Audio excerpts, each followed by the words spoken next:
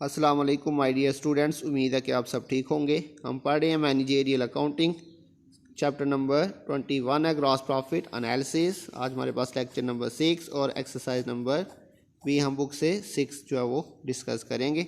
सबसे पहले हम क्वेश्चन को रीड कर लेते हैं। The controller of Langwood hospital prepared the following statement of operations comparing 19B to 19A। जिसने आपको 2 सालों का डाटा दिया हुआ है, 19B और 19A। तो इसके अंदर हमने बात की थी लास्ट लेक्चर्स के अंदर, अगर उसने आपको बजटेड और एक्चुअल ना बताया हो तो जो हमारा लास्ट ईयर होगा वो हमारा बजटेड होगा। जैसे कि यहाँ पे 19A हमारा लास्ट ईयर है तो ये हमारा बजटेड डाटा होगा, और जो हमारा करंट ईयर है 19B ये हमारा जो है वो एक्चुअल डाटा होगा 19B। तो इसने आपको ये इनकम स्टेटमेंट बना के दी हुई है, जिसके अंदर सबसे पहले उसने आपको बताए हुए हैं इन पेशेंट सर्विस डेज।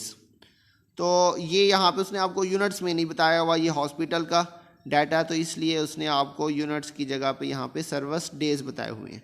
तो बिल्कुल जिस तरह हम यूनिट्स लिखते हैं वैसे ही यहाँ पे उसने क्या लिख दिया हुआ है, सर्विस डेज। तो ये हमारी कैपेसिटी है, ये हमारा वॉल्यूम है।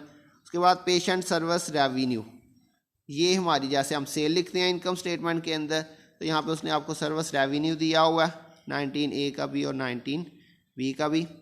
और इसी तरह से उसने आपको कॉस्ट ऑफ सर्विस रेंडर्ड, जैसे हम कॉस्ट ऑफ गुड्स सोल्ड लिखते हैं तो उसने आपको यहाँ पे लिखा हुआ है कॉस्ट ऑफ सर्विसेज रेंडर्ड। और इसके अंदर हमारे पास 3 चीज़ें आती हैं, मटेरियल, लेबर और FOH। तो यहाँ पे उसने आपको मेडिसन दिया हुआ, medicine lines and other supplies, तो ये हमारा मटीरियल है। इसी तरह से लेबर हम लिखते हैं तो उसने आपको यहाँ पे सैलरीज दी हुई हैं नर्सिस वगैरह की। और इसके बाद उसने आपको पेशेंट सर्विस ओवरहेड, जैसे हम FOH लिखते हैं तो ये आपके पास आ जाएगा पेशेंट सर्विस डेज ओवरहेड, ये FOH। उसके बाद total cost of services rendered, इन सब का उसने टोटल किया, और टोटल कॉस्ट को उसने टोटल रेवेन्यू जो आपको ऊपर दिया हुआ है इसमें से माइनस किया, तो ग्रॉस प्रॉफिट आपके पास आ रहा है 19,60,000 19B के अंदर, और इसी तरह से 19A के अंदर आपके पास आ रहा है 20 लाख, या आप उसको 2 मिलियन भी कह सकते हैं।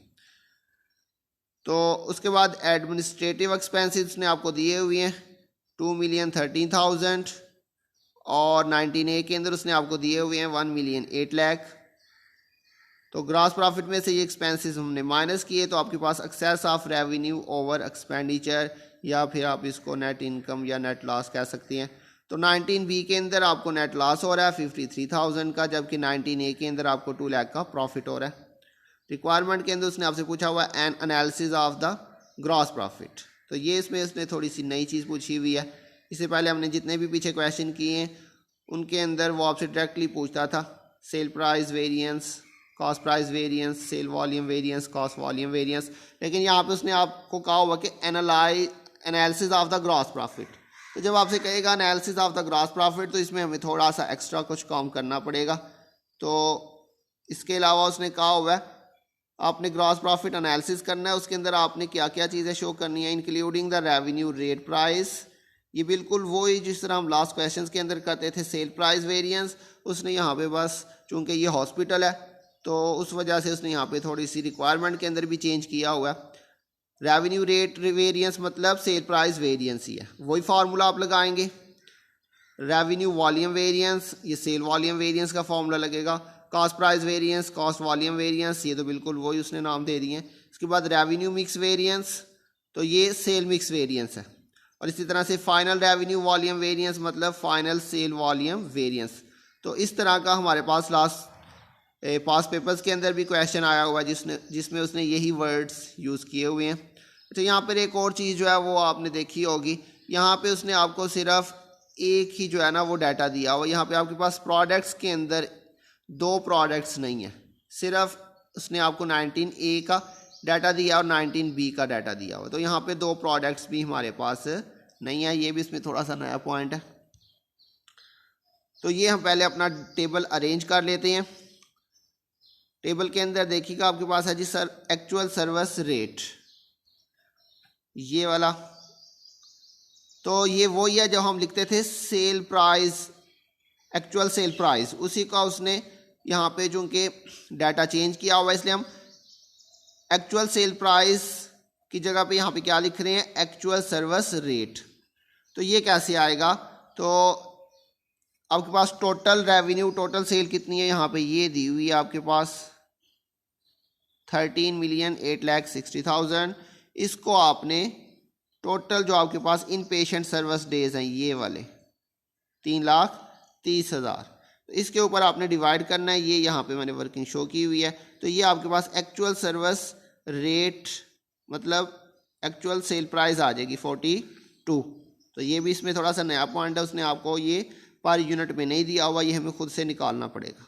इसी तरह से नेक्स्ट स्टैंडर्ड सर्विस रेट मतलब स्टैंडर्ड सेल प्राइस जैसे हम लिखते थे, तो स्टैंडर्ड डाटा हमारे पास कौन सा होगा, 19A वाला। तो इधर से लेते हैं, हमारे पास ये आ जाएगी आपके पास रेवेन्यू 12 मिलियन, और इसी के ऊपर उसने आपको पेशेंट सर्विस डेज दिए हुए हैं 3 लाख।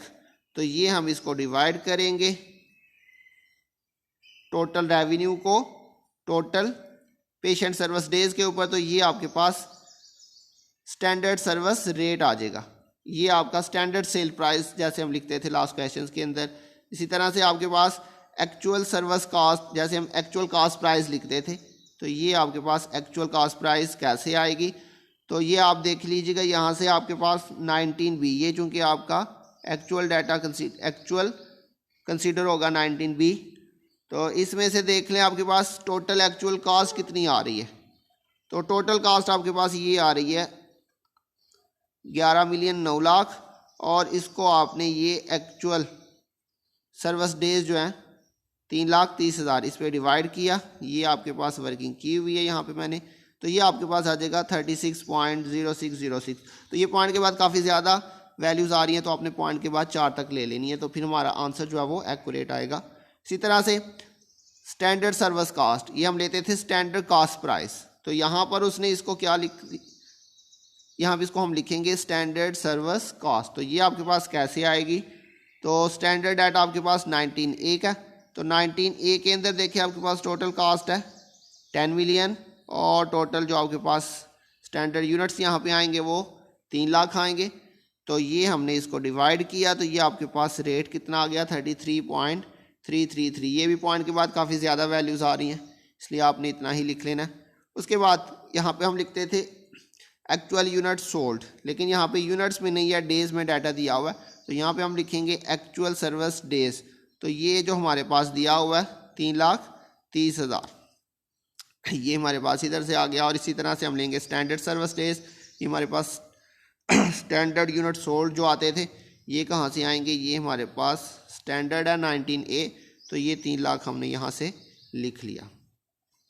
तो ये बिल्कुल वही है, बस इसके नाम चेंज हुए हैं, बाकी आपने इससे घबराना नहीं है, बिल्कुल सेम वही फॉर्मूले आपने लगाने हैं, तो बस ये थोड़ी सी वर्डिंग चेंज है। तो सबसे पहले हमने अभी बात की थी, उसने आपसे कहा था जी ग्रॉस प्रॉफिट एनालिसिस। तो हम सबसे पहले ग्रॉस प्रॉफिट एनालिसिस के अंदर देखेंगे कि हमारे ग्रॉस प्रॉफिट में इजाफा हो रहा है या कमी हो रही है। तो यहाँ पे देखिए आपके पास ग्रॉस प्रॉफिट दिया हुआ है 19A के अंदर आपके पास ग्रॉस प्रॉफिट था 2 मिलियन, जबकि 19B के अंदर जो हमारा एक्चुअल डाटा उसके अंदर अगर हम देखें तो ग्रॉस प्रॉफिट हमारे पास कितना दिया हुआ है, ये 1,09,60,000। तो ये इसका मतलब है कि आपका पिछले साल ग्रॉस प्रॉफिट ज़्यादा था और इस साल जो है वो आपका ग्रॉस प्रॉफिट कम हो रहा है। तो इसका मतलब हमारे ग्रॉस प्रॉफिट में क्या हो रही है, कमी हो रही है। तो ये हम सबसे पहले इसको एनालाइज करेंगे। तो ये देखिएगा ग्रॉस प्रॉफिट एनालिसिस के अंदर हम देखेंगे 19A का ग्रॉस प्रॉफिट हमारे पास 2 मिलियन था और 19B का हमारे पास ग्रॉस प्रॉफिट 1,09,60,000। दोनों का डिफरेंस लिया तो डिक्रीज इन ग्रॉस प्रॉफिट। तो हमारे ग्रॉस प्रॉफिट में क्या आ रहा है जी, डिक्रीज आ रहा है 40,000 का। अब हम मज़ीद एनालाइज करेंगे वो फॉर्मूले लगा के कि ये 40,000 का हमारे ग्रॉस प्रॉफिट में जो कमी हुई है ये किस वजह से हुई है। तो इसके लिए फर्दर उसने आपसे पूछा हुआ था रेवेन्यू रेट वेरिएंस आपने निकालना था। इसका फॉर्मूला आपके पास actual service rate minus standard service rate into actual service days. तो ये वही फार्मूला है सेल प्राइस वेरिएंस वाला। तो सेल प्राइस वेरिएंस का क्या फार्मूला था हमारे पास, actual sale price minus standard sale price multiply by actual unit sold. तो ये देखिएगा ये वही है हमने एक्चुअल सेल प्राइस को क्या लिख लिया, एक्चुअल सर्विस रेट, और स्टैंडर्ड सेल प्राइस को हमने लिख लिया स्टैंडर्ड सर्विस रेट, और एक्चुअल यूनिट सोल्ड को हमने एक्चुअल सर्विस डेज लिख लिया। तो अगर आपको वो फार्मूले याद है तो ये बस थोड़ी सी वर्डिंग चेंज हुई है, तो इससे आपने घबराना नहीं है, बाकी बिल्कुल फार्मूला वही। आप इसमें हम वैल्यूज़ पुट कर लेते हैं। अच्छा, यहाँ पे देखिए हमने अभी पीछे जब क्वेश्चन रीड किया तो हमने बात की कि यहाँ पे आपके पास दो प्रोडक्ट्स नहीं है, बल्कि उसने आपको सिर्फ एक साल का बस सिंपल सा डाटा दिया हुआ है, इसलिए हम एक ही साल का ये निकाल रहे हैं। तो एक्चुअल सर्विस रेट आपके पास ये दिया हुआ है उसने, ये हमने अभी निकाला था 42, और इसी तरह से यहाँ से आपके पास आ जाएगा स्टैंडर्ड सर्विस रेट 40, और फिर एक्चुअल सर्विस डेज ये आपके पास ये दिए हुए हैं। एक्चुअल सर्विस डेज 3,30,000, ये हमने सारा सॉल्व किया। सबसे पहले इसको माइनस करेंगे और फिर इसके बाद हम इसको 3,30,000 से मल्टीप्लाई करेंगे, तो ये आपके पास प्लस के अंदर आ रहा है, तो ये आपका फेवरेबल है। रूल वही है, प्लस में आएगा तो फेवरेबल है, माइनस में आएगा तो अनफेवरेबल है, लेकिन कास्ट के लिए इसके उल्ट होगा, वो आपको याद होगा। उसके बाद दूसरी रिक्वायरमेंट के अंदर उसने आपसे पूछा हुआ था रेवेन्यू वॉल्यूम वेरिएंस, इसका भी वही फार्मूला है, actual service days minus standard service days into standard service rate. तो ये एक्चुअल सर्विस डेज ये हम जो लिखते थे सेल वॉल्यूम वेरिएंस, ये वही फार्मूला है सेकंड वाला सेल वॉल्यूम वेरिएंस का, इसको हमने सेल की जगह पे रेवेन्यू लिख दिया बस। तो आगे फार्मूले में हम लिखते थे actual unit sold minus standard unit sold, तो एक्चुअल यूनिट सोल्ड की जगह पे actual service days minus standard service days आ जाएगा, और स्टैंडर्ड सर्विस रेट ये हम लिखते थे स्टैंडर्ड सेल प्राइस। अब इसके अंदर वैल्यूज पुट कर लेते हैं। हमारे पास एक्चुअल सर्विस डेज ये आपको दिए हुए हैं 3,30,000, और इसी तरह से स्टैंडर्ड सर्विस डेज हैं ये आपके पास 3 लाख, और इसके बाद स्टैंडर्ड सर्विस रेट, तो ये आपके पास है जी स्टैंडर्ड सर्विस रेट। 3,30,000 में से 3 लाख माइनस किया, प्लस में आएगा, 40 से मल्टीप्लाई किया, तो ये भी आपके पास फेवरेबल आ जाएगा। उसके बाद नेक्स्ट उसने आपसे पूछा हुआ था कॉस्ट प्राइस वेरिएंस, इसका formula actual cost price minus standard cost price into actual service days. तो यहाँ पे तो तकरीबन हमने कोई इतना चेंज नहीं किया, वही हेडिंग लिखी है, वही फार्मूला हमने लिखा, actual cost price minus standard cost price multiply actual service days. यहाँ पे सिर्फ थोड़ा सा हमने चेंज किया, यहाँ पे हम लिखते थे एक्चुअल यूनिट्स सोल्ड, उसकी जगह पे हमने एक्चुअल सर्विस डेज लिख दिया। इसमें वैल्यूज पुट करते हैं। एक्चुअल कॉस्ट प्राइस आपके पास ये आ जाएगी 36.0606, और स्टैंडर्ड कॉस्ट प्राइस ये आपके पास आ जाएगी 33.333, और multiply by actual service days ये आपके पास 3,30,000। तो ये आपने माइनस किया और फिर मल्टीप्लाई किया, तो ये चूँकि हमारे पास कॉस्ट प्राइस वेरिएंस है तो आंसर आपका प्लस में आ रहा है। तो कॉस्ट के अंदर हमने बात की थी कि अगर प्लस में आएगा तो हम उसे क्या लिखेंगे, अनफेवरेबल लिखेंगे। तो ये हमारा कॉस्ट प्राइस वेरिएंस का तो बिल्कुल सेम वही फार्मूला हमने लगाया। उसके बाद नेक्स्ट है हमारे पास कॉस्ट वॉल्यूम वेरिएंस, इसका भी वही formula, actual service days minus standard service days. यहाँ पे हम लिखते थे actual unit sold minus standard unit sold, तो एक्चुअल यूनिट सोल्ड की जगह पे हमने लिखा actual service days minus standard unit sold की जगह पे हमने लिख दिया standard service days into standard cost price. तो स्टैंडर्ड कॉस्ट प्राइस के बाद हम इसमें वैल्यूज पुट कर लेते हैं।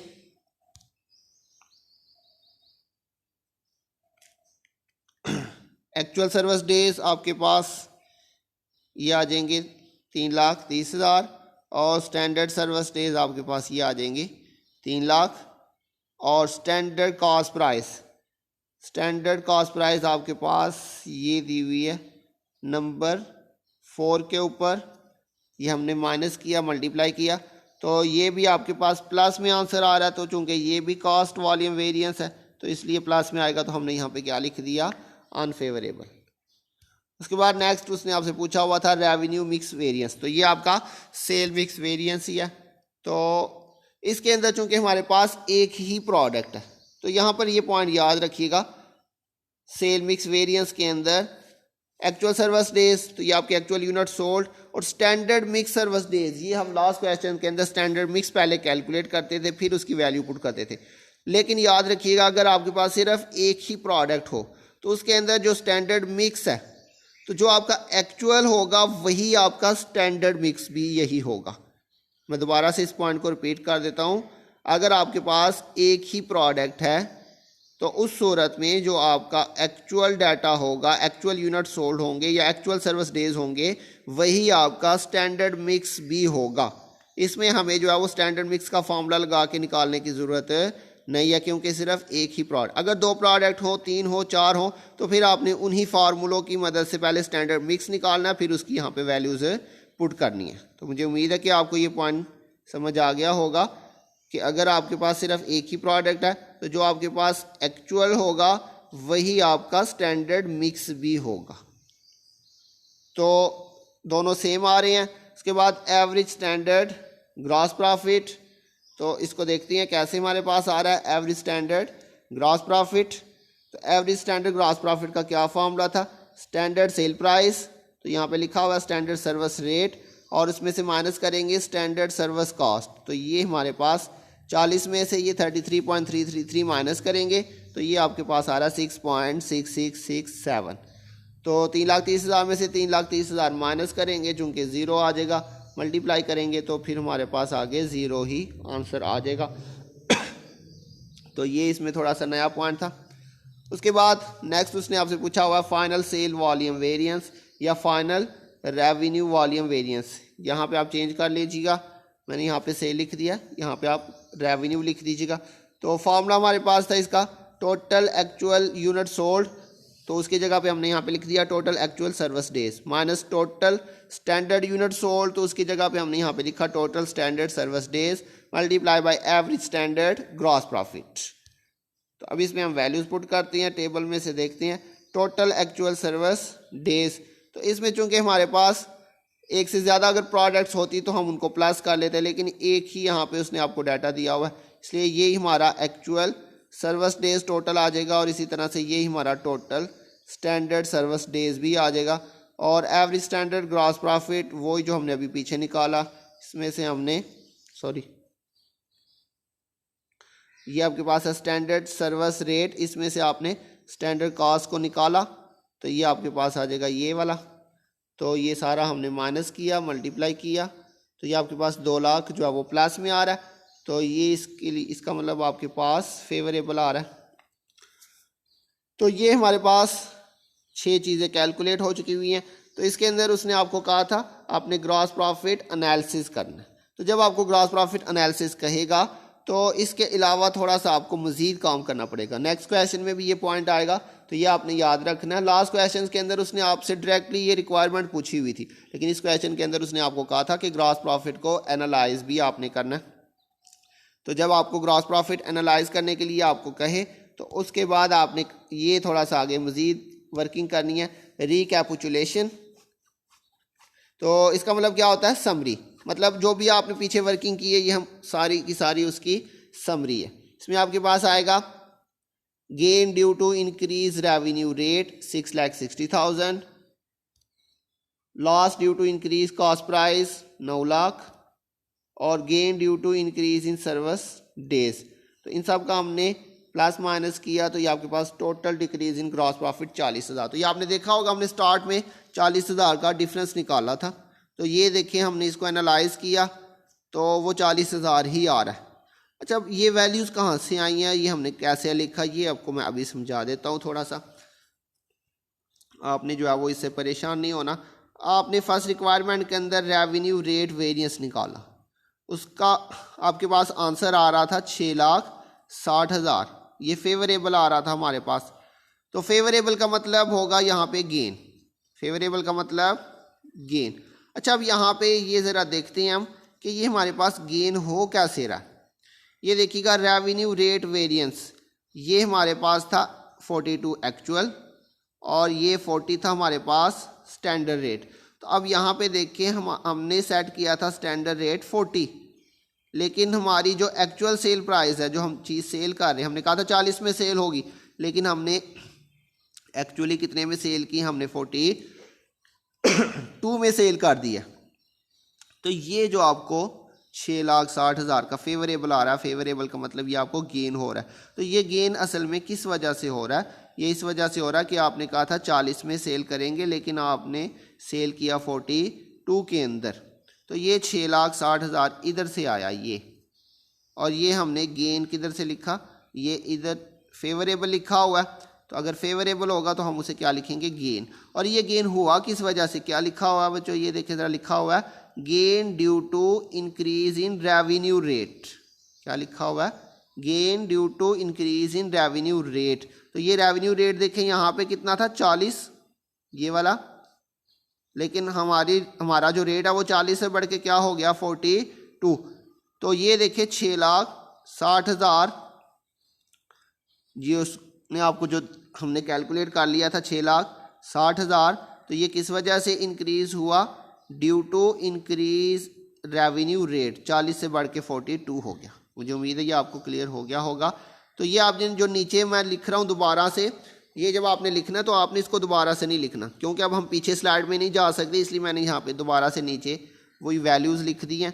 तो आपने सिर्फ ये ऊपर वाली ही वर्किंग करनी है, नीचे वाली वर्किंग जो है ये आपने यहाँ पे क्वेश्चन के अंदर सोल्यूशन में शो नहीं करनी। उसके बाद जो आपके पास दूसरी वैल्यू आ रही है 9 लाख, लिखा हुआ है loss due to increase cost price. अब ये वैल्यू कहाँ से आई है, इसको हम देखते हैं। ये हमारे पास जो हमने तीसरी रिक्वायरमेंट सॉल्व की थी, कॉस्ट प्राइस वेरिएंस, उसके अंदर देखिए आपके पास इसका आंसर आ रहा है 9 लाख अनफेवरेबल। तो अनफेवरेबल आएगा तो ये आपका क्या होगा, लॉस। तो ये यहाँ से हमने लिखा 9 लाख ये वाला, और ये हमने लिखा लॉस। अब ये लॉस हो किस वजह से रहा, ये आगे लिखा हुआ due to increase cost price. अब यहाँ पे देखिए हमारी स्टैंडर्ड कॉस्ट प्राइस कितनी थी, 33। हमने कहा कि 33 हमारी स्टैंडर्ड कॉस्ट प्राइस है, इतनी कॉस्ट के अंदर हमने ये चीज़ खरीदनी है। लेकिन हमारी जो एक्चुअल कॉस्ट आई है वो कितनी आई है, 36। अब यहाँ पे देखिए कॉस्ट हमारी 33 स्टैंडर्ड थी, लेकिन हमारी जो एक्चुअल कॉस्ट आई वो 36 आई। तो चूंकि कॉस्ट प्राइस हमारी बढ़ रही है स्टैंडर्ड से, इसका मतलब हमें क्या हो रहा है, लॉस हो रहा है। और ये किस वजह से हो रहा है, increase due to increase in cost price. तो ये लिखा हुआ है loss due to increase in cost price 9 lakh. ये हमारे पास इधर से वैल्यू आई है, तो ये आपने इधर से देख के वैल्यू यहाँ पे ये वाली पुट कर देनी है। उसके बाद जो इसका नेक्स्ट आ रहा है 2 लाख, ये वाला, ये कहाँ से आया, इसको ज़रा आपने ध्यान से समझना। लिखा हुआ gain due to increase in service days. इस पॉइंट के लिए आपने क्या करना है, जो आपने वॉल्यूम वेरिएंस निकाले थे, आपने 2 वॉल्यूम वेरिएंस निकाले थे। एक नंबर 2 पे निकाला था revenue volume variance 1 million 2 lakh, और इसी तरह से आपने नंबर 4 पे निकाला था कॉस्ट वॉल्यूम वेरिएंस 1 मिलियन। तो इसमें आपके पास नंबर 2 पे जो है वो फेवरेबल आ रहा है, और नंबर 4 पे जो है वो अनफेवरेबल आ रहा है। तो जो आपके वॉल्यूम वेरिएंस होंगे, रेवेन्यू वॉल्यूम वेरिएंस और कॉस्ट वॉल्यूम वेरिएंस, इन दोनों का आपने डिफरेंस लेके यहाँ पे पुट करना है। तो ये देखिए मजीद नीचे मैंने वर्किंग की है। तो ये आपके पास रेवेन्यू वॉल्यूम वेरिएंस ये वाला आ रहा है, यहाँ पे ये हमने पुट किया, ये फेवरेबल था। और इसी तरह से हमारे पास ये अनफेवरेबल आ रहा है, कॉस्ट वॉल्यूम वेरिएंस 1 मिलियन, ये हमने यहाँ पे पुट किए दोनों, और इन दोनों का हमने डिफरेंस लिया। तो ये आपके पास आ रहा है 2 लाख फेवरेबल। फेवरेबल कैसे आया, क्योंकि आपके पास जो फर्स्ट अमाउंट है वो फेवरेबल है, वो बड़ी अमाउंट है। तो ये हमारे पास फेवरेबल आ रहा है, इसलिए हमने इसको क्या लिखा, गेन लिखा, net favourable volume variance 2 lakh. तो ये 2 लाख वाली अमाउंट यहाँ से आई है।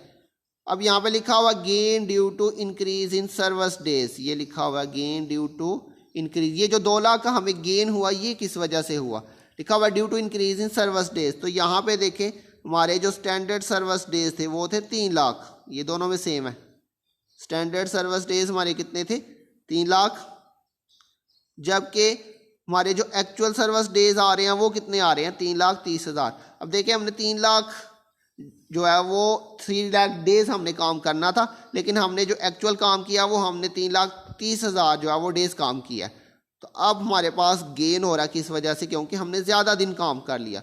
तो ये लिखा हुआ गेन, ये वाला gain due to increase in service days, ये 2 लाख का हमें गेन हो रहा है किस वजह से, क्योंकि हमारे सर्विस डेज जो है वो इंक्रीज हो गया, हमने ज़्यादा दिन काम किया, जिसकी वजह से हमें ये गेन हो रहा है। तो ये देखिएगा आपके पास कुछ गेन हो रहा है। ये फर्स्ट आपके पास गेन है और दूसरा जो है वो आपके पास लॉस है और फिर तीसरे नंबर पे फिर आपके पास गेन है। तो ये हमने सारा प्लस माइनस किया तो आपके पास जो माइनस की अमाउंट है, लॉस की अमाउंट है वो ज़्यादा आ रही है, इसलिए ये आपके पास 40,000 जो है वो क्या आ रहा है, टोटल डिक्रीज़ इन ग्रॉस प्रॉफिट। तो ये आपका ग्रॉस प्रॉफिट में डिक्रीज़ हो रहा है। अगर प्लस वाली अमाउंट बड़ी होती तो ये इंक्रीज़ हो जाता। तो इस तरह से हमने ये जो है वो क्या किया, इसको एनालाइज कर लिया। ये जो नीचे आपके पास डाटा दिया हुआ है ये वाला, ये आपने जब क्वेश्चन सॉल्व करना है तो इसे आपने यहाँ पे सॉल्यूशन के अंदर शो नहीं करना। हाँ, ये वाला डाटा आप शो कर सकते हैं, आपने सिर्फ ये वाला शो करना है और ये वाला शो करना है। ये बीच वाला जो डाटा है ये आपने बीच में शो नहीं करना। ये जस्ट मैंने आपको समझाने के लिए यहाँ पे लिखा, क्योंकि अभी हम पीछे स्लाइड्स में दोबारा नहीं जा सकते। तो पहली वैल्यू आपके पास कहाँ से आ रही है, पहली वैल्यू इधर से आ रही है रेवेन्यू रेट वेरिएंस से, और ये जो दूसरी वैल्यू आपके पास आ रही है 9 लाख, ये आपके पास तीसरे फार्मूले से आ रही है। और जो उसके बाद 2 लाख आ रहा है वो आपने वॉल्यूम वाला, ये देखिए ये भी वॉल्यूम है ये भी वॉल्यूम, इन दोनों का आपने डिफरेंस लेके यहाँ पे लिखना है। तो आज का क्वेश्चन थोड़ा सा लेंथी था और इस तरह का सवाल जो है वो पेपर में भी आया हुआ है, इसलिए मैंने ज़रा इसको ज़्यादा डिटेल से डिस्कस किया है। और इस तरह का ये बस एक ही क्वेश्चन है, तो इसको ज़रा ध्यान से समझिएगा, ध्यान से इसको करने की कोशिश कीजिएगा। फिर भी अगर किसी पॉइंट की समझ नहीं आती तो आप मैसेज कीजिएगा, इंशाल्लाह मैं उसको मज़ीद एक्सप्लेन कर दूंगा। तो आज के लिए इतना ही, अपना ध्यान रखिएगा, इंशाल्लाह बहुत जल्द मिलेंगे नेक्स्ट लेक्चर के साथ। तब तक के लिए अल्लाह हाफिज़।